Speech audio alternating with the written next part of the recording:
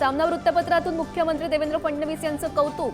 गडचिरोलीला नवी ओळख देत असतील तर मुख्यमंत्र्यांच्या राजकीय इच्छाशक्तीचं स्वागत। सामनातून भाष्य। ठाकरेंच्या शिवसेनेचे माजी आमदार राजन साळवी यांची उघड नाराजी। विधानसभेतल्या पराभवाला वरिष्ठ मंडळी कारणीभूत, योग्य वेळी निर्णय घेणार असल्याचं केलं स्पष्ट। जितेंद्र आव्हाड यांच्या पत्रकार परिषदेमध्ये शिरले गोपनीय पोलीस। विरोधी पक्षांच्या नेत्यांवर पाळत का? आव्हाड यांचा महायुती सरकारला सवाल। बीड खंडणी प्रकरणात वाल्मिक कराडचा पाय आणखी खोलात। वाल्मिकनं पवनचक्की कंपनीच्या अधिकाऱ्यांशी फोनवर संभाषण केल्याचे आरोपी विष्णू चाटेची कबुली। सीआयडीच्या अहवालातून उघड।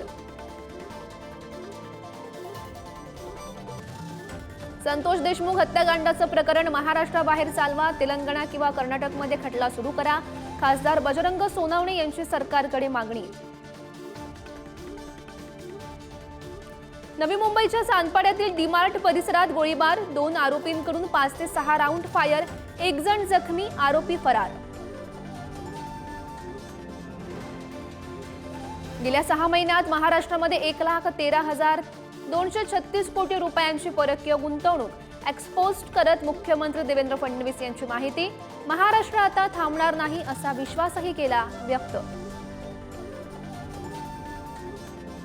साताऱ्याच्या नायगावमध्ये सावित्रीबाई फुलेंचं स्मारक उभारणार। मुख्यमंत्री देवेंद्र फडणवीस यांची घोषणा। 10 एकर जमिनीचं अधिग्रहण करण्याच्याही सूचना।